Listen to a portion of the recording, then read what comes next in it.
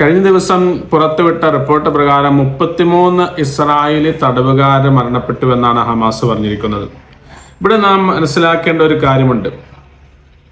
ഒരു വർഷത്തിലേറെയായി ലോകത്തിലെ ആയുധ സമ്പത്തിൽ മുൻനിരയിൽ നിൽക്കുന്ന ഇസ്രായേൽ എന്ന് പറയപ്പെടുന്ന ഏറ്റവും അത്യാധുനിക സംവിധാനങ്ങൾ, ആയുധങ്ങളുള്ള ഒരു രാഷ്ട്രം നിരായുധരായ എന്ന് പറയാവുന്ന, അതുമാത്രമല്ല ഒരു വെള്ളവും വെളിച്ചവും പോലും ഇസ്രായേലിന്റെ കൈകളിലാണ്.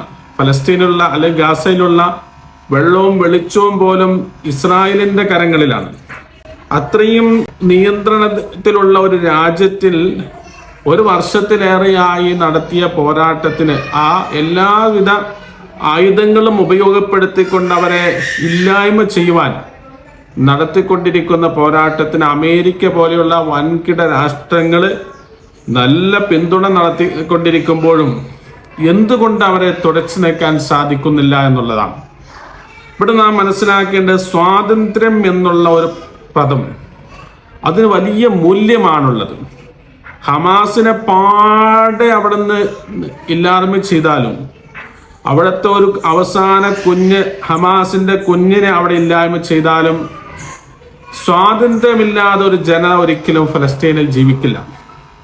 അവർക്ക് വെള്ളവും വെളിച്ചവും അവരുടെ ഉൽപാദനങ്ങളും അവരുടെ പ്രകൃതിയിലൂടെ അവർക്ക് സ്വതന്ത്രമായി ജീവിക്കുവാൻ, നാട്ടിലൂടെ സ്വതന്ത്രമായി ജീവിക്കുവാനുള്ള നല്ല സാഹചര്യങ്ങളും ചുറ്റുപാടുമില്ലാത്ത ഒരു കാലഘട്ടത്തോളം അവിടെ പോരാട്ടങ്ങൾ അവസാനിക്കില്ല. ഇന്ന് ഹമാസ് എന്ന പേരിലാണെങ്കിൽ മറ്റൊരു ദിവസം മറ്റൊരു പേരിലായിരിക്കും. അതുകൊണ്ട് മനസ്സിലാക്കേണ്ടത് ആയുധങ്ങളെക്കല്ല ശക്തി. ഒരു സമൂഹത്തിന്റെ നിശ്ചയദാർഢ്യത്തിന്റെ മുമ്പിൽ ആയുധങ്ങൾക്ക് ശക്തിയില്ല. ഇത് തന്നെയാണ് ഇവിടെ തെളിയിച്ചുകൊണ്ടിരിക്കുന്നത്. വളരെ കുറഞ്ഞ ദിവസം കൊണ്ട് എല്ലാം നശിപ്പിച്ച്, അവരെല്ലാം ഉന്മൂലനം ചെയ്തുകൊണ്ട് സർവ്വവും നശിപ്പിച്ച് പിടിയിലാക്കുമെന്നുള്ള ആയുധക്കരുത്തും സംഘശക്തിയുമുള്ള ഒരു രാജ്യം പുറപ്പെട്ടപ്പോൾ എല്ലാവരും അങ്ങനെ പ്രതീക്ഷിച്ചു.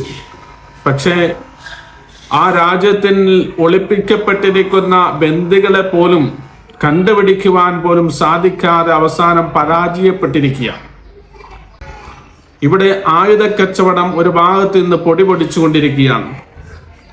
ഓരോ രാജ്യങ്ങളിലെയും ഉപയോഗിക്കാതെ കിടക്കുന്ന ആയുധങ്ങളെ വിറ്റഴിക്കുവാനുള്ള ഒരു കച്ചവടത്തിനുള്ള നയങ്ങൾ അവിടെ പൊടിപൊടിച്ചുകൊണ്ടിരിക്കുമ്പോൾ, മറ്റൊരു സ്ഥലത്ത് പാവപ്പെട്ടവരായ ആളുകൾ സ്വാതന്ത്ര്യത്തിന് വേണ്ടി വിലപിച്ചുകൊണ്ടിരിക്കുന്ന സാഹചര്യമാണ്. രാജ്യത്തിന്റെ സ്വാതന്ത്ര്യം, ആ സ്വാതന്ത്ര്യം വളരെ പ്രധാനപ്പെട്ടത്. ആ സ്വാതന്ത്ര്യം നമ്മൾ വില വെച്ചു കൊടുക്കണം. സ്വാതന്ത്ര്യത്തിന് വേണ്ടി യത്നിക്കുന്ന, അതിനുവേണ്ടി ത്യാഗം ചെയ്യുന്ന, അതിനുവേണ്ടി പോരാടുന്ന ആളുകളുടെ മുമ്പിൽ, ആത്മാർത്ഥമായ പോരാട്ടത്തിന്റെ മുമ്പിൽ ഒരിക്കലും ആയുധത്തിന് വിലയില്ല, ശക്തിയില്ല എന്ന് തെളിയിക്കുന്ന വളരെ പ്രധാനപ്പെട്ട പോരാട്ടങ്ങളാണ് ഇന്ന് ഫലസ്തീനിലെല്ലാം കാണുന്നത്. ഈ പ്രശ്നങ്ങൾക്ക് പരിഹാരം കാണണമെങ്കിൽ അവിടെ യഥാർത്ഥത്തിൽ ഫലസ്തീൻ എന്ന് പറയപ്പെടുന്ന രാഷ്ട്രം രൂപപ്പെടുകയും അവരെ സ്വതന്ത്രരാക്കി വിടുകയും ചെയ്താൽ ഈ പ്രശ്നങ്ങൾ ഒരു പരിധിവരെ അവിടെ അവസാനിപ്പിക്കുമെന്ന് ലോകരാഷ്ട്രങ്ങളെങ്കിലും അറിഞ്ഞാൽ നല്ലതായിരിക്കും. സത്യത്തിൽ ഇപ്പോൾ നടക്കുന്നത് ഒരു ചെറിയൊരു ലോക മഹായുദ്ധത്തിന്റെ ഒരു ചെറിയ പതിപ്പാണ് എന്ന് വേണം പറയാൻ. കാരണം പല ചെറിയ പോരാട്ട സംഘടനകളെയും അല്ലെങ്കിൽ ചെറിയ ചെറിയ രാജ്യങ്ങളെയും വലിയ പല രാജ്യങ്ങളും ചേരി തിരിഞ്ഞ്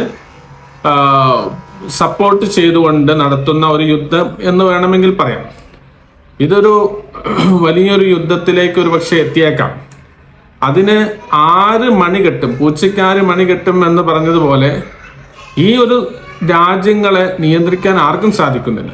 എല്ലാവരും ഈഗോയാണ്. തങ്ങളുടെ ആധിപത്യങ്ങളും അധികാരങ്ങളും ശക്തിയും മറ്റുള്ളവരുടെ മുമ്പിൽ അത് കുറച്ച് കാണിക്കാൻ പാടില്ല എന്നും, അതുപോലെ മറ്റ് രാജ്യങ്ങൾ എന്തൊക്കെയാണ് ചെയ്തു കൊണ്ടുവരിക്കുന്നത്, അവർക്ക് എത്ര ചെയ്യാൻ സാധിക്കുമെന്നുള്ള പരീക്ഷണങ്ങൾ ഇങ്ങനെ പലരെയും വെച്ച് പരീക്ഷിച്ചുകൊണ്ടിരിക്കുന്ന ഒരു സാഹചര്യമാണ് ഇന്ന് ലോകത്ത് നടന്നുകൊണ്ടിരിക്കുന്നത്. ഇതുകൊണ്ട് നഷ്ടപ്പെട്ടുകൊണ്ടിരിക്കുന്ന കാര്യമെന്ന് പറഞ്ഞാൽ നിരപരാധികളായ പാവങ്ങളായ കുഞ്ഞുങ്ങളുടെയും സ്ത്രീകളടക്കമുള്ള നിരപരാധികളായ ഒരുപാട് ആളുകളുടെ ജീവനാണ്. ഈ ലോകത്ത് ഈ ക്രമം തുടർന്നാൽ വലിയൊരു ആപത്തിലേക്ക്, അപകടങ്ങളിലേക്ക് വരുമെന്നുള്ളത് തീർച്ചയാണ്. ഇതെല്ലാം ഇതിന് രക്ഷപ്പെടാൻ വേണ്ടി നമുക്ക് ഒരുമിച്ച് കൂട്ടായി പ്രാർത്ഥിക്കാം. ഈ ഒരു നല്ലൊരു സമാധാനത്തിന്റെ അന്തരീക്ഷം ലോകത്ത് ഉദിക്കട്ടെ എന്ന് നമുക്കെല്ലാവർക്കും ആശംസിക്കാം.